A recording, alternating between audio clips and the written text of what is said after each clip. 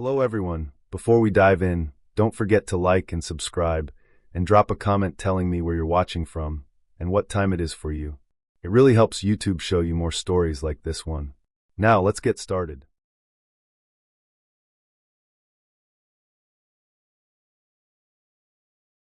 I was alone for the weekend, which was not a big deal at first. My parents left Friday afternoon, pulling out of the driveway with the usual list of reminders about locking doors and not staying up too late. I watched their car disappear down the street and felt that quiet feeling that only shows up when a house goes empty. The kind where every sound suddenly feels louder, but nothing feels wrong yet. The house was a normal suburban place in Ohio, built in the early 2000s, beige siding, two-car garage, quiet street where nothing ever really happened. I had lived there my whole life. I knew every creak in the floor, every rattle in the vents when the heat kicked on. By night, it usually felt safe in a boring way. That night I stayed on the couch instead of going to my room. The TV was on, volume turned low so the sound would not echo through the house. I was half watching, half drifting in and out of sleep. The lights were off except for a lamp near the hallway. Outside, everything was still. No cars. No wind.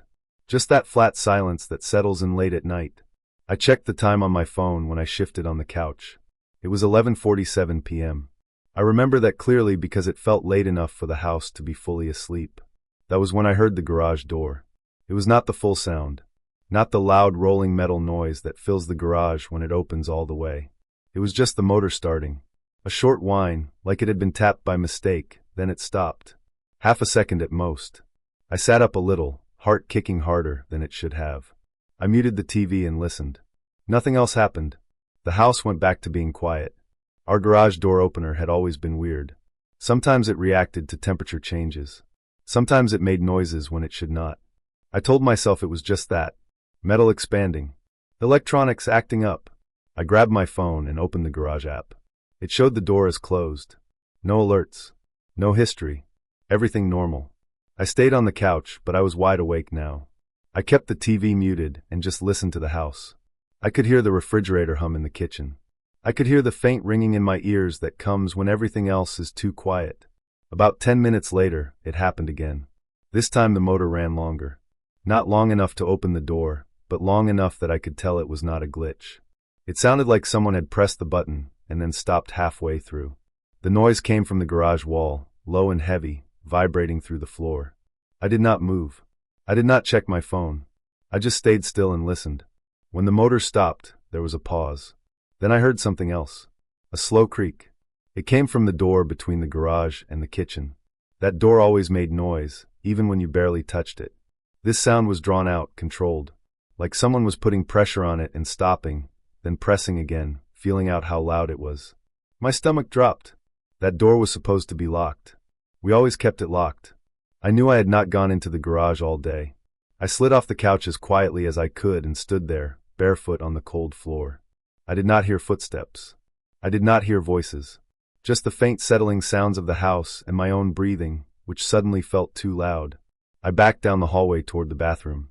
I kept my eyes on the kitchen doorway the whole time, expecting movement, expecting a shadow, expecting anything. Nothing appeared. The darkness stayed still. I locked myself in the bathroom and turned off the light. I sat on the floor with my back against the tub, phone clutched in both hands. My hands were shaking enough that I had trouble unlocking the screen. I texted my dad, not saying much, just that something was wrong and the garage door was acting strange. I did not call because I was afraid of the sound. While I waited, I listened. The house did not make another noise. No footsteps. No doors. No garage motor. The silence felt wrong, like something was holding its breath. A notification popped up on my phone. It was from the garage app. It said the door had been opened manually. There was a time stamp that matched just a few minutes earlier. I stared at the screen until it dimmed. Manual meant not the app.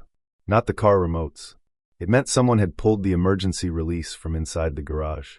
I stayed in the bathroom. I did not move. I did not unlock the door. I could feel my heartbeat in my throat. I kept listening for something, anything, but the house stayed quiet. Eventually my dad responded and told me to call the police. I did. I kept my voice low and steady and gave the address. I stayed locked in the bathroom until I saw flashing lights wash across the hallway through the crack under the door. The police checked the house. They checked the garage. They checked outside. Nothing was missing. No windows were broken. No doors forced. The garage door was closed again when they arrived. The app showed no record of it closing. They told me it was probably someone testing doors or a mistake. They told me I was safe. They left. When the house was empty again, I finally came out of the bathroom. I walked through every room with all the lights on. Everything looked the same. The couch, the kitchen, the hallway. Then I looked at the door between the garage and the kitchen. The lock was turned. Unlocked. I stood there for a long time, staring at it, trying to remember any moment where I could have unlocked it myself. I could not. I knew I had not gone into the garage. I knew I had not touched that door. Later that night, I checked the garage. The emergency release cord was hanging down, not tucked up like it normally was. The door tracks had fresh marks where the wheels had moved. Nothing was taken because there was nothing worth taking. No bikes. No tools. Just storage boxes and old paint cans. Whoever it was did not rush. They tested the motor. They opened the door by hand. They tried the kitchen door slowly, carefully, listening to how loud it was. They knew the house was occupied. After that weekend, my parents changed the locks and added cameras. The garage door opener was replaced. Everything works perfectly now. The app shows every movement. The cameras have never caught anything. But sometimes, when the house is quiet late at night, I still think about how long someone stood in the dark garage, hand on the door, deciding whether to open it all the way. I think about how close they were to stepping into the kitchen. I think about how the only reason they did not is because I stayed still and listened. The door was unlocked, and I never unlocked it. That is the part that never settles. Not because of what happened, but because of how careful it was, and how easily it could have gone further without making a sound.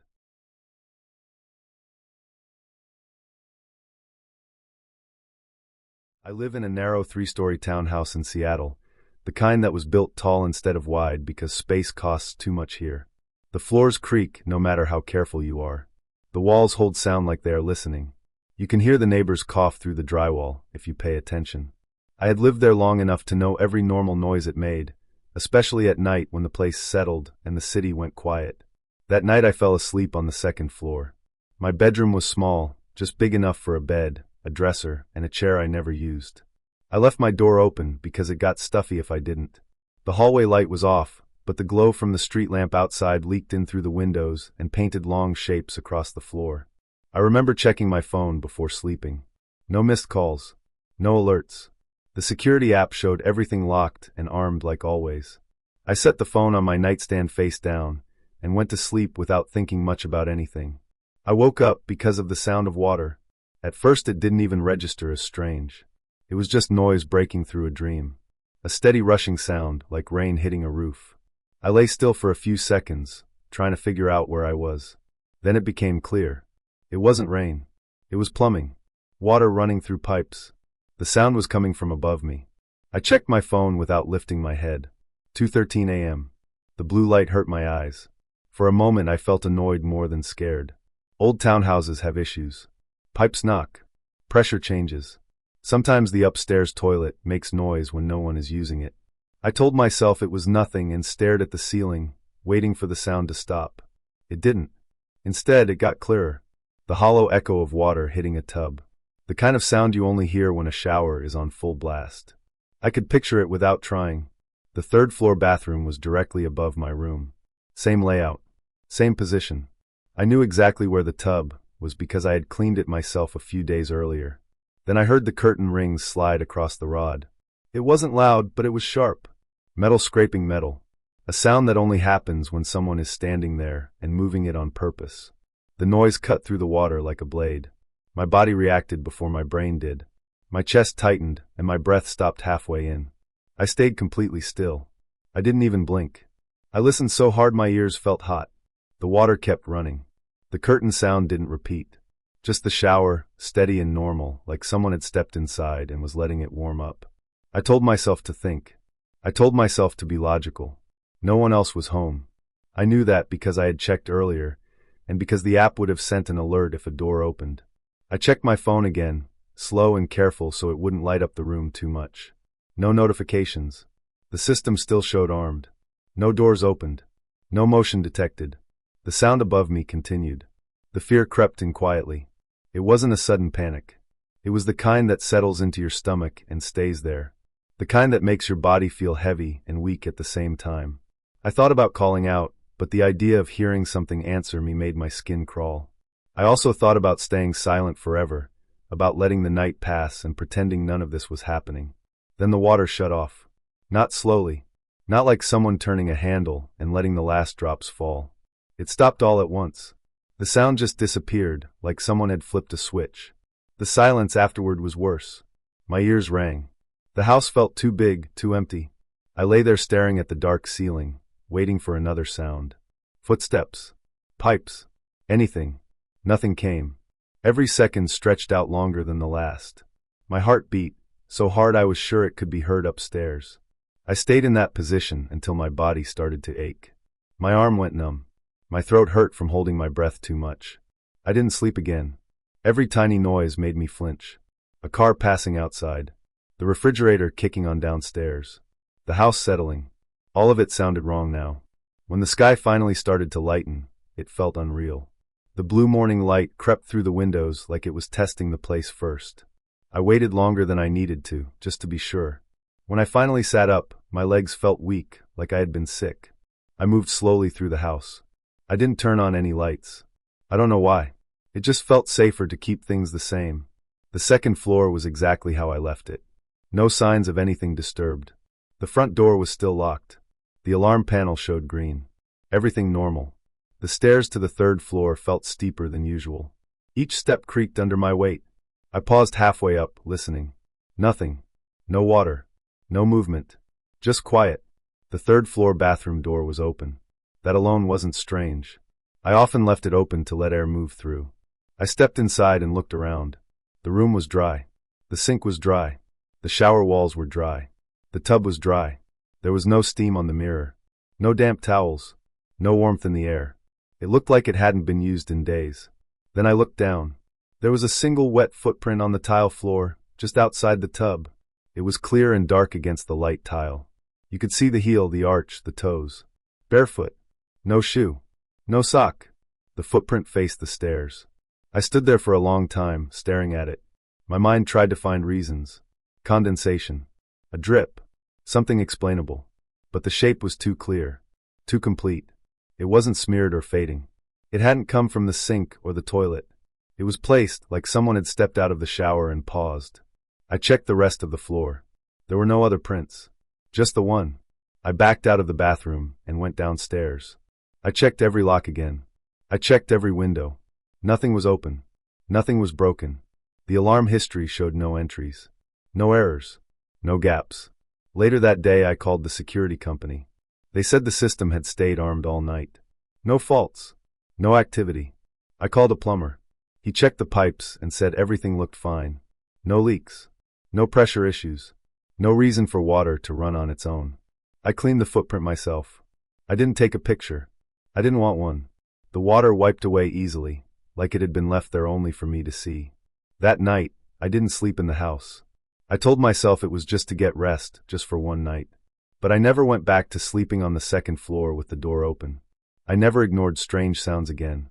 And every time I walk past that staircase, I still picture that footprint, facing down like whoever made it knew exactly where I was lying when the water shut off.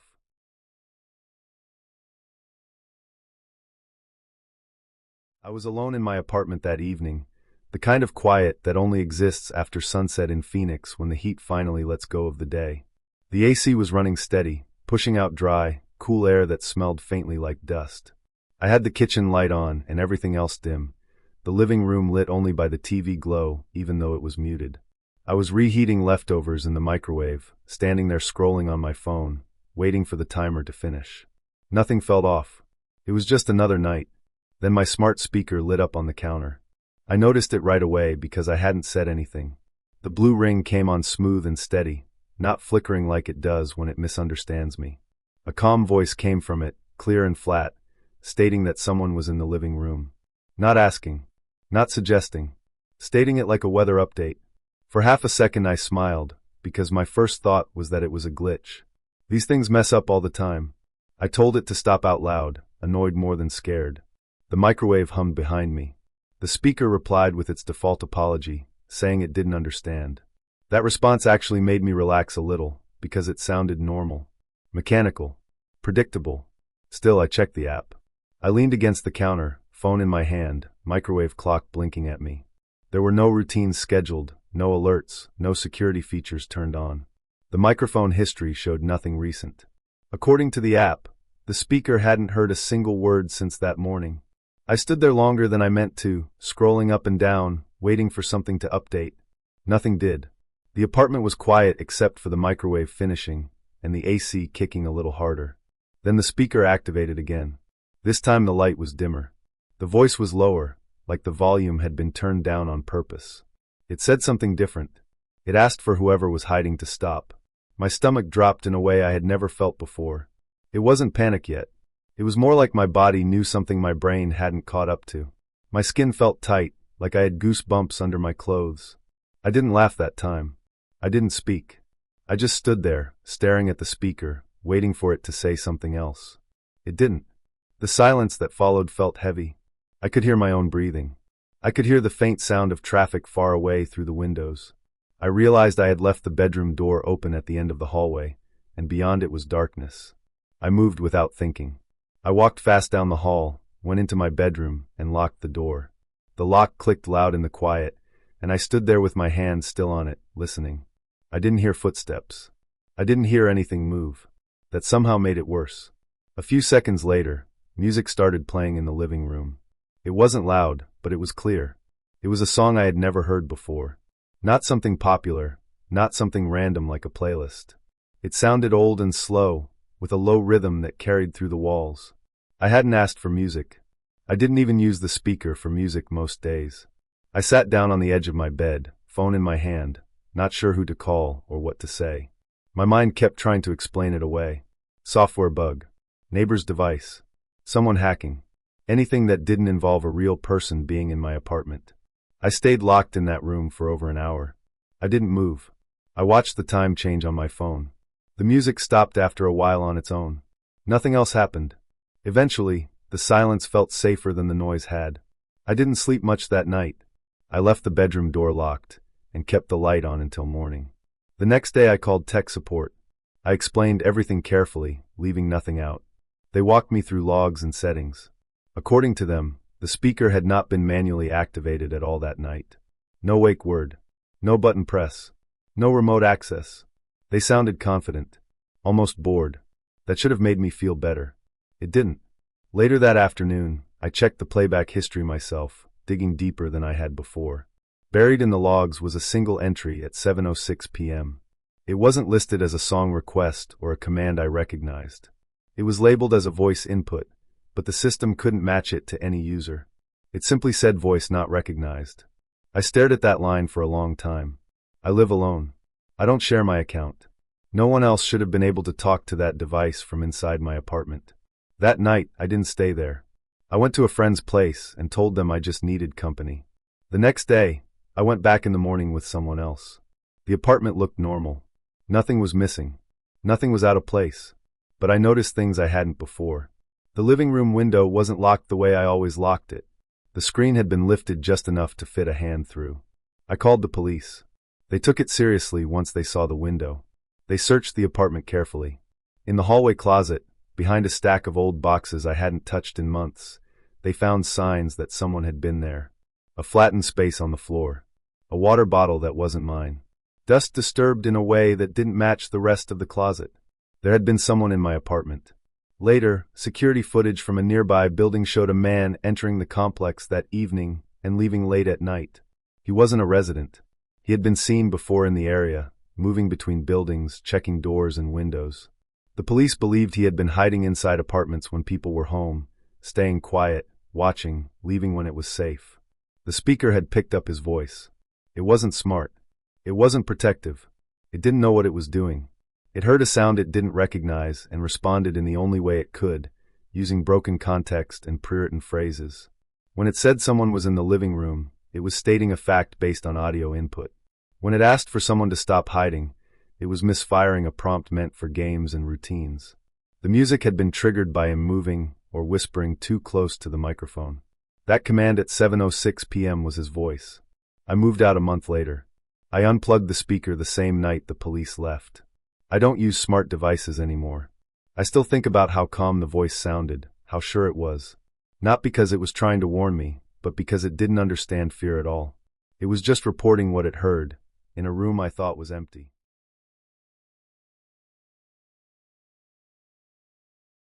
I have lived in this house for 8 years. It sits off a narrow road in rural Pennsylvania, surrounded by trees that grow too close to the siding and block the sun in the afternoon. The house was built sometime in the 1940s. The floors creak in places you don't expect. The doors never fully line up with the frames. When it rains, the smell of damp wood rises out of the walls. It has always felt like a place that remembers things. The attic ladder is in the hallway ceiling, right outside the bedroom. It is one of those folding wooden ladders with 3 sections that tuck up into a square panel. I noticed it the first week I moved in, and never thought much about it after that. I never had a reason to use the attic. There was no light switch for it. No pull cord. The realtor said it was empty and unfinished. I believed her because I wanted to. Over the years, dust would fall from the edges of the panel sometimes, especially in winter when the house shifted. I always told myself that was normal. The night it happened was quiet in a way that only early morning can be. No wind. No insects. Just the low hum of the refrigerator and the ticking of the clock in the kitchen. I woke up suddenly at 4:38 a.m. I know the exact time because I checked my phone right away, trying to ground myself. At first, I didn't know what woke me. My heart was already beating fast, like my body had reacted before my mind caught up. Then I heard the thump. It was dull and heavy, like something solid being set down carefully, not dropped. It came from above the hallway. I held my breath and listened. A few seconds passed. Then another thump, slightly closer, followed by a soft creak. Wood rubbing against wood. I sat up in bed. The hallway light was off, but the night light near the bathroom cast a weak yellow glow that didn't quite reach the ceiling. I could see the outline of the attic panel. It was still closed. Then I heard the sound I had never heard before in this house. The sound of wood unfolding. The panel cracked open slowly, not snapping down the way it would if a hinge failed. The first section of the ladder lowered a few inches and paused. There was a faint groan from the metal joints. Then it lowered the rest of the way. The second section followed, smooth and controlled, like someone guiding it with their hands. The final section dropped last and rested on the hallway floor with a soft tap. The whole thing took maybe 15 seconds. It felt much longer. I stayed in bed, frozen, staring straight down the hallway. The ladder hung there, fully extended, perfectly centered. It didn't sway. It didn't creak anymore. It just waited. I listened for breathing. I listened for footsteps. I listened for anything that would explain what I was seeing. There was nothing. The house felt empty in a way it never had before, like the air itself was holding still. I did not get up. I did not reach for my phone again. I lay there until the gray light of morning started to push through the trees and soften the shadows.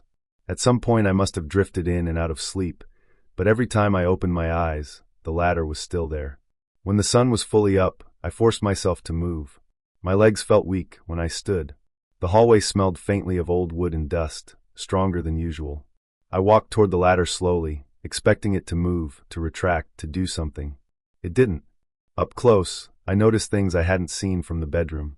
The edges of the ladder rungs were worn smooth in places, not evenly, but in a way that suggested repeated use. There were dark smudges along the sides where hands would naturally grip. The dust on the top rung was disturbed. I stood there for a long time before I touched it. When I did, the wood was cool and dry. Solid. Real.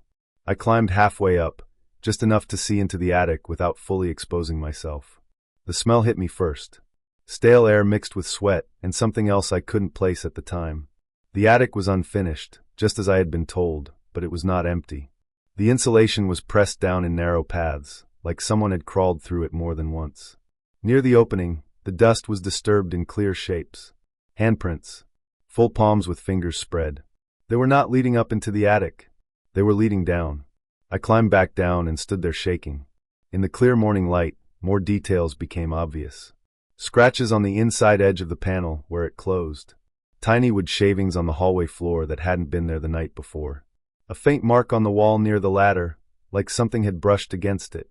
I backed away and locked myself in the bathroom. I stayed there until my breathing slowed enough for me to think. When I finally came out, I did a slow walk through the house. Every door was still locked. Every window was closed. Nothing looked disturbed. That somehow made it worse. Later that day, after the authorities came and searched the house, the explanation became clear in a way that left no room for comfort. The attic wasn't just unfinished. It had been used. Hidden behind insulation and old beams, there was a small cleared area. A sleeping bag flattened from use. Empty food wrappers stuffed into a wall gap. Bottles filled with old water. A flashlight. A battery-powered radio. The attic vent on the far end had been loosened just enough to crawl through from the roof. Someone had been living above me. Not recently, but not long ago either. The dust patterns showed regular movement. The ladder had been lowered and raised many times, slowly, carefully, to avoid noise. The night I heard it was the night they either made a mistake or decided they didn't need to hide anymore. The handprints told the rest of the story. They were positioned as if someone had hung from the ladder opening, lowering themselves down, testing each rung before putting weight on it. They were coming into my house while I slept. I stayed somewhere else that night, and the night after that. The house was eventually cleared and sealed. The attic access was replaced with a locked hatch. The vent was reinforced. The ladder was removed. But some things don't reset just because the cause is explained. Even now, I wake up around 4:30 a.m. without meaning to. I listen for sounds that don't come. When I visit the house to check on it, I still look up at the hallway ceiling out of habit, even though there is nothing there anymore. What stays with me is not the idea of someone watching me sleep. It is the care they took, the patience, the fact that they lived above my head, close enough to hear me breathe, and chose when to come down. The ladder did not fall on its own. Someone lowered it, and they did it quietly because they had done it before.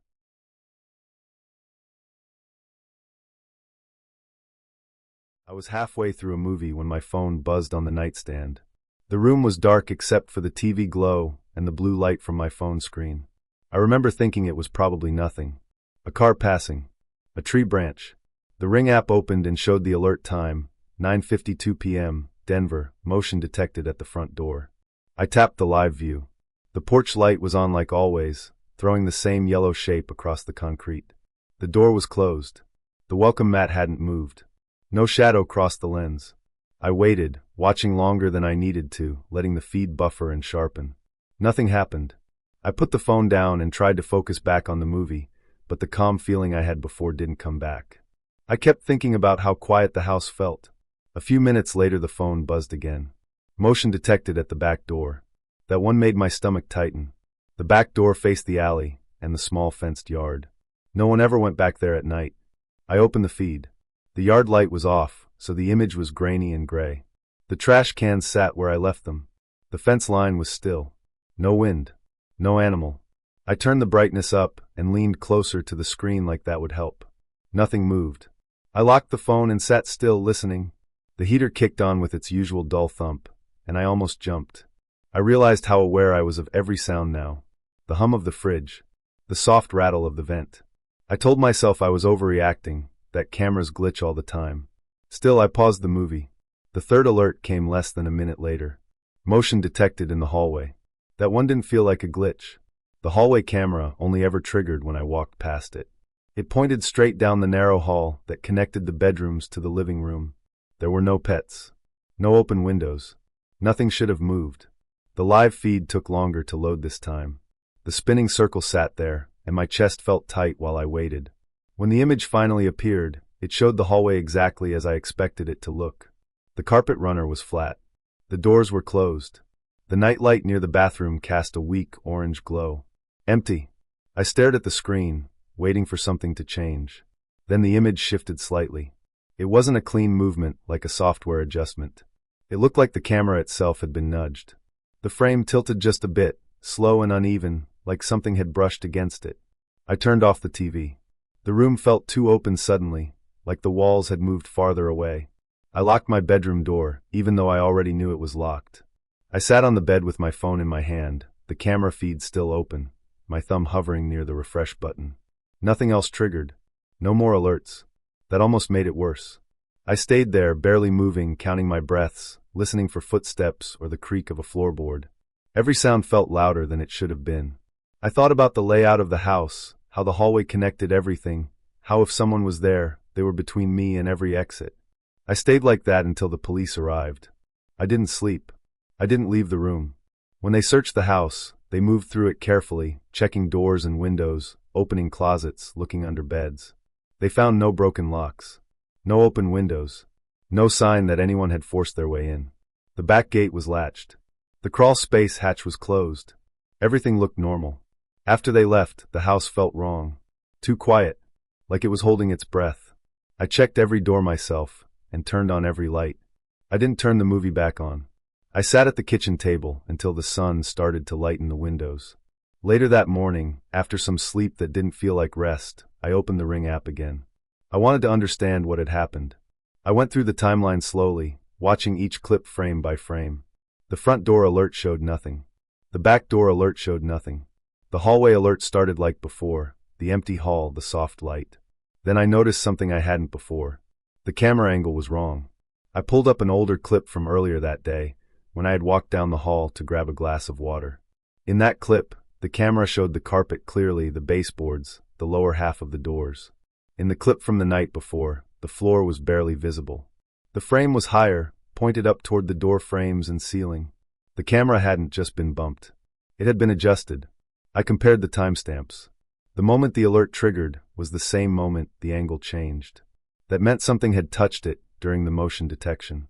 Something tall enough, or close enough, to reach it without stepping fully into view. I thought about blind spots. The camera's field of view. The way it would miss anything above a certain height if it was tilted just right. I thought about the top of the hallway, the attic access panel near the bathroom, the folding ladder stored in the closet at the end of the hall. I went back and checked the closet. The ladder was leaning differently than I remembered. The rubber feet had faint scuff marks on them, like they had been dragged across the floor.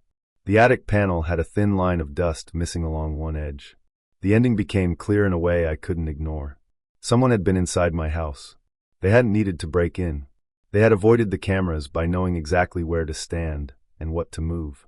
They had tilted the hallway camera up so it wouldn't see the floor, so it wouldn't see feet, so it wouldn't see them climbing back up and pulling the panel shut.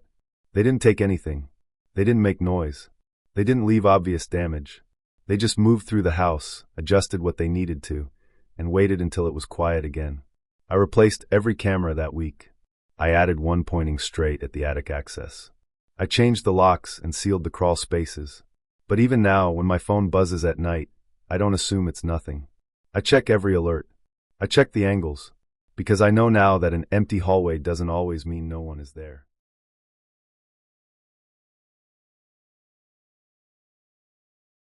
My phone rang once, and stopped at 1:18 in the morning.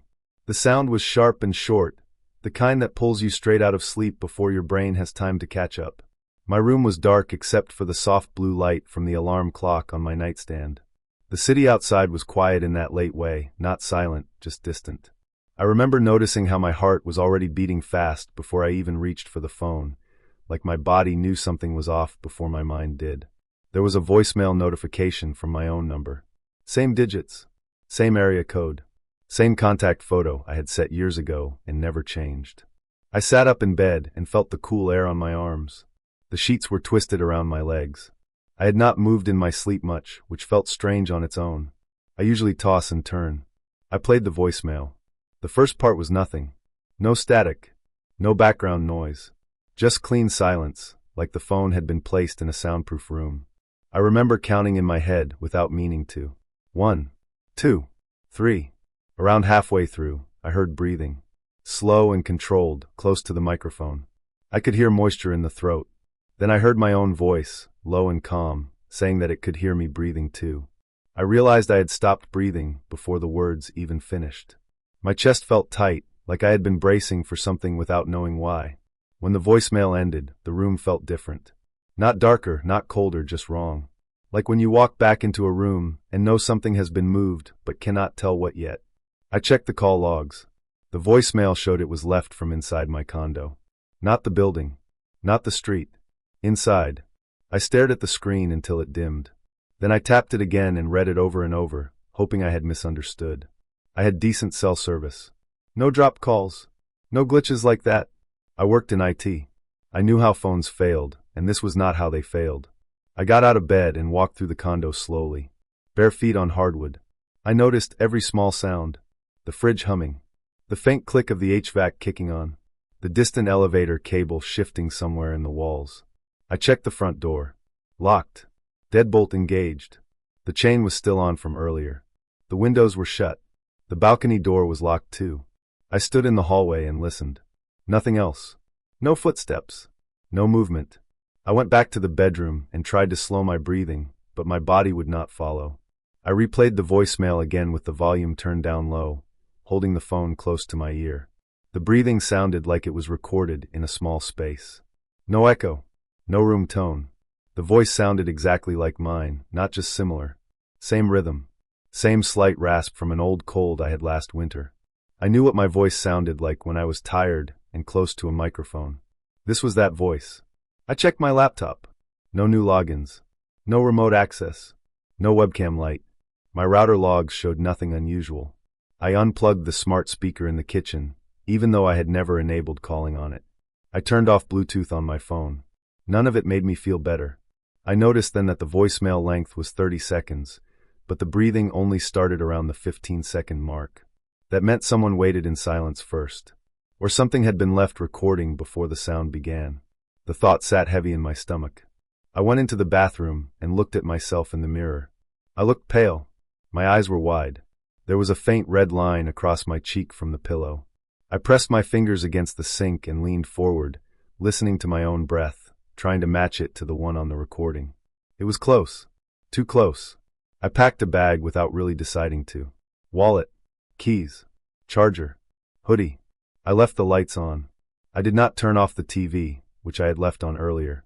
I unlocked the door and stepped into the hallway, then locked it again behind me. The hallway smelled like cleaner and old carpet. The elevator mirror showed me holding my phone too tight. I slept in my car that night, parked under a streetlight a few blocks away. I did not sleep much. Every time a car passed, my body tensed. I kept replaying the voicemail in my head, even though I did not listen to it again. The next day I did not go back right away. I checked my phone records through my carrier account. The voicemail showed as internal, not routed through the network. That should not have been possible without physical access or a very specific setup. I requested detailed logs. I filed a report with building management. Security cameras covered the hallways, the elevator, the garage. Maintenance had accessed my floor earlier that week for a water issue in another unit. I asked for records. I finally went back to the condo in the afternoon with the sun filling the windows. It looked normal. Too normal. I noticed small things I had ignored before. A faint scuff near the door frame that had not been there. The chain on the door had a tiny bend, barely visible, like it had been forced and bent back. The vent in the hallway ceiling had fingerprints on the edge, greasy and out of place. A few days later, the explanation came together piece by piece, and it was worse than anything I had imagined because it made sense. A contractor who had worked in the building had been living out of his van. He had access to the master key fobs for a short time. He had a background in audio work and networking. He had been recording residents without their knowledge, using small devices hidden in vents and utility spaces. He had routed a local call through a spoofed internal system, something that should not have worked but did because of outdated equipment in the building. He had used my voice from a recording taken earlier, edited clean, and played it back into the voicemail. The breathing was his, recorded in my hallway while I slept. They found the device in the vent above my bathroom. It was small, black, taped in place with careful precision. The timestamp on the file matched the voicemail. The reason it showed as inside my condo was because it was. I moved out within the month. I changed my number. I still check my call logs more than I should. Sometimes when my phone rings once and stops, my chest tightens before I can stop it. I know exactly what happened now. I know there was no ghost, no curse, nothing unreal. Just a person who had time, access, and patience. That is what stays with me. Not the voicemail itself, but the fact that someone stood close enough to hear me breathe, waited in silence, and knew enough about my life to use my own voice to let me know.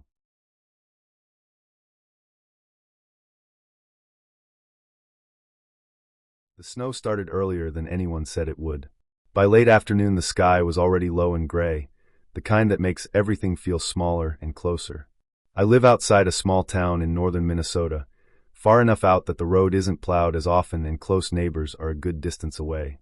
When the wind picked up, it pushed snow sideways and erased the tree line behind the house. By early evening the county sent alerts about road closures.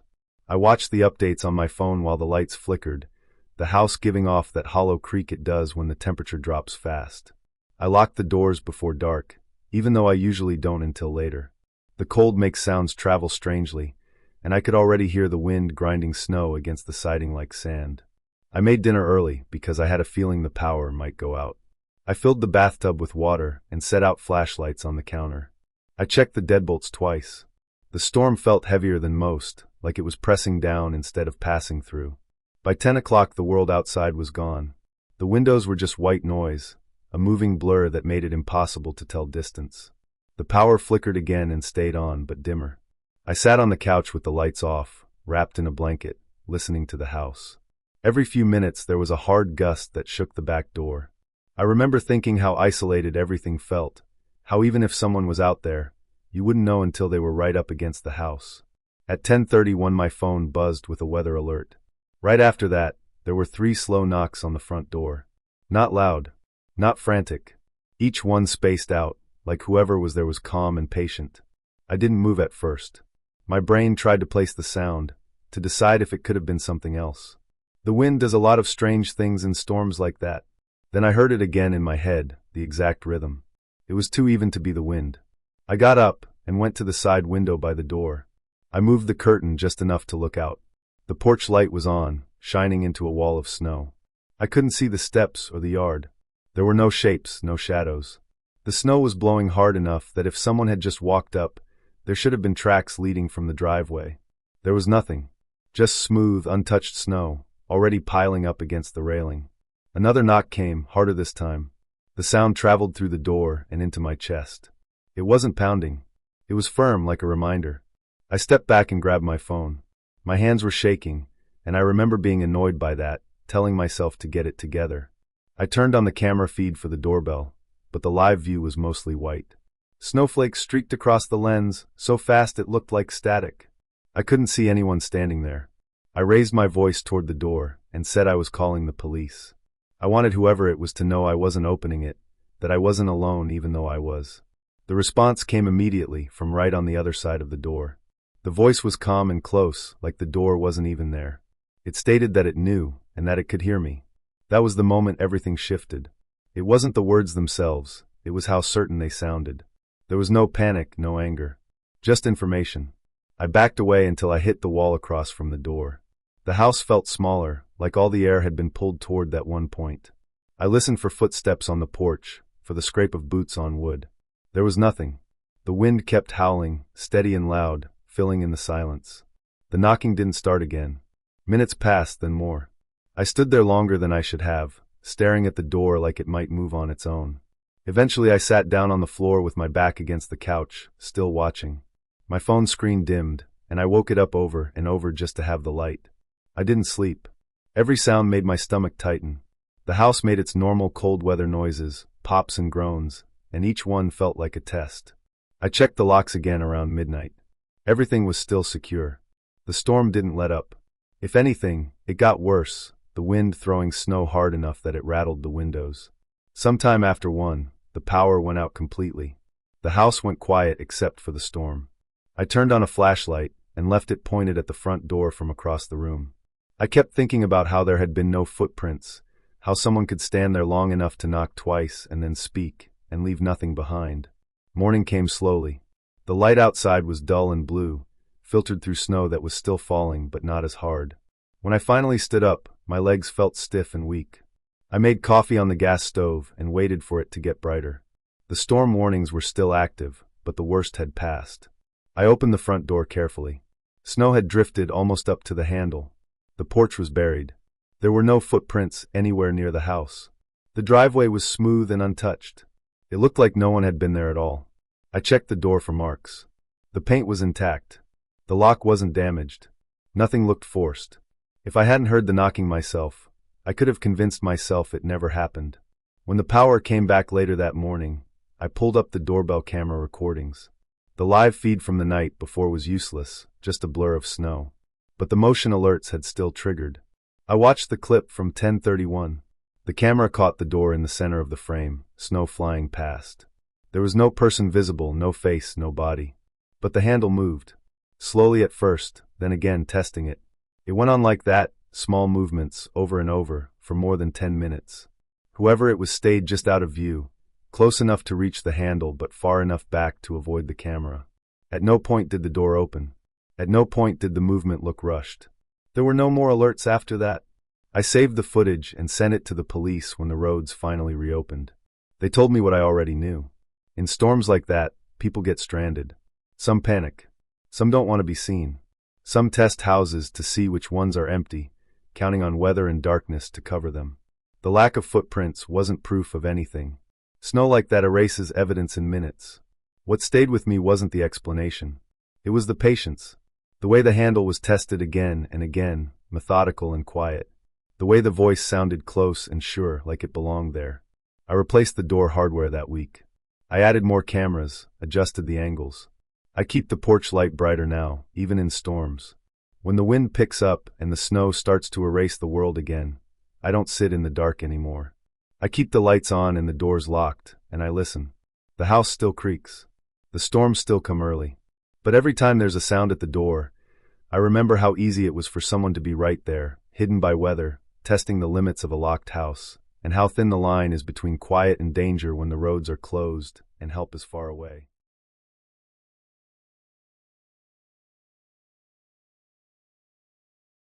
I don't go into my basement. That has always been true, long before that night. It isn't fear in the dramatic sense. It's unfinished, concrete walls, exposed beams, the kind of cold that sticks to your clothes. It smells like damp dust and old wood.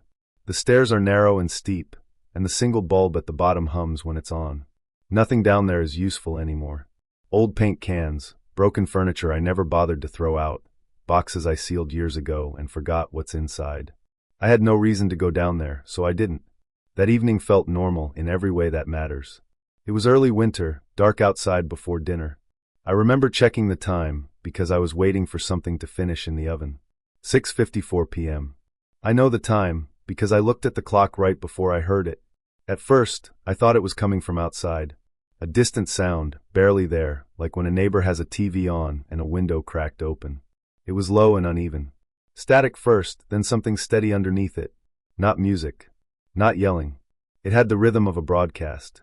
The kind of flat, measured sound that comes from news channels when they talk without emotion. I stood still in the kitchen, listening. The house was quiet otherwise. No dishwasher, no heater kicking on.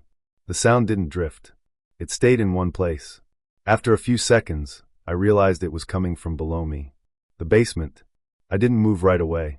I told myself there had to be a simple reason. Sound travels through pipes. Old houses carry noise in strange ways. Maybe a radio was picking something up.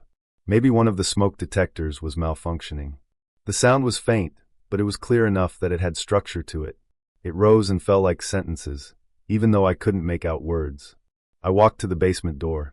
It's at the end of the hallway, a plain door with a metal handle that's always cold. The sound was louder there. Not loud, but closer. More real. I put my hand on the door and felt the vibration through the wood. It wasn't imagined. I opened the door a few inches. The sound sharpened immediately. Static crackled under it, like the signal was weak. I could tell then it wasn't coming from upstairs or the walls. It was coming from down there. I don't own a TV that could be in the basement. I never brought one down. I never plugged one in. I don't even have an outlet near the bottom of the stairs that works without an extension cord. That fact landed hard in my head, over and over, as if repeating it would change something. I closed the door and stood there, listening through it. The sound continued, steady and patient. I didn't feel panic yet. What I felt was confusion and a tight focus on details. I thought about the breaker box. It's in the garage. If I cut power to the basement, whatever it was would stop. I put on my shoes and walked through the cold garage to the breaker panel. The metal door squealed when I opened it.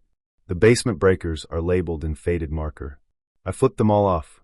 Lights, outlets, everything that fed that space. I waited. The sound did not stop. I stood there for a full minute, counting my breaths. Nothing changed. No flicker, no drop in volume. Whatever was making that noise did not care about the power to the basement. I walked back inside slowly. The house felt different then. Not haunted or watched in a way people talk about. Just wrong, like a machine running where it shouldn't be. The sound was still there when I reached the basement door. I opened it again, just enough to see the top step. Darkness below. The sound rolled up the stairwell, clearer now. Static, then that same low voice shape. It felt organized. Intentional. I didn't hear ads or music breaks. It sounded like continuous coverage of something, but without any detail I could recognize. I didn't go down the stairs. I stayed at the top, one hand on the doorframe, leaning forward. My heart was beating faster, but my head was clear. I was paying attention to how the sound behaved. When I leaned forward, it changed. The volume dropped. Not all at once. It faded slightly, as if someone had turned a knob just a little. I froze. The sound stayed lower. I straightened up. It crept back to where it had been before. I leaned forward again. It dropped again. That was the moment fear finally settled in, heavy and cold. Not because of anything supernatural. Because of how precise it was. It wasn't random. It wasn't interference drifting in and out. It reacted to me being closer. I stayed there, testing it without meaning to. Every small movement toward the stairs made the sound pull back. Every step away let it rise again. It felt like standing near an animal that goes quiet when it senses movement. I didn't sleep that night. I stayed upstairs with all the lights on. The sound continued for hours, then stopped sometime after midnight. I didn't hear it shut off. I just noticed the absence. The next morning, I checked everything. I went into the basement in full daylight, with the breakers still off. I looked behind every box, every shelf. There was no TV, no radio, no device of any kind that could make sound, no batteries, no extension cords, no signs of someone being there. Just concrete, dust, and my own footsteps echoing. I called an electrician later that week. He checked the wiring. He found nothing unusual. No live lines. No cross connections. I had the city inspect the gas and water lines. Nothing. I even bought a handheld radio scanner and stood in the basement with it. Silence. I tried to tell myself it was a one-time thing. Some strange overlap of signals. Atmospheric conditions. Anything. A week later, at 6:54 p.m., it happened again. Same sound. Same place. Same reaction to my movement. This time, I didn't touch the breaker. I stood at the top of the stairs and listened. I paid attention to the details. The static wasn't random. It pulsed in a pattern. The voice shape never stopped. It never coughed or paused. It didn't sound human in the way people sound when they talk. It sounded processed, compressed, like something meant to travel far. I recorded it on my phone. When I played it back later, all I heard was faint static. No voice. No rhythm. Just noise. I contacted the city again. I filed a report about interference. Weeks passed. I eventually got a response. There had been an illegal broadcast source operating intermittently in the area. Short-range, unlicensed mobile. It had been shut down after complaints. The sound never came back after that. I sold the house the next spring. I didn't mention the basement noise. There was nothing I could prove, nothing that showed up on inspections. Before I left for the last time, I stood at the top of the basement stairs at 6:54 p.m. It was quiet, completely normal. What stays with me isn't the sound itself. It's the way it behaved, the way it adjusted, the way it responded to distance. Whatever was broadcasting down there didn't just exist. It monitored its reach. It reduced itself when approached, not because it was afraid, but because it didn't need to be louder. That's what makes it hard to forget. Not that something impossible happened, but that something very possible happened, and it was careful.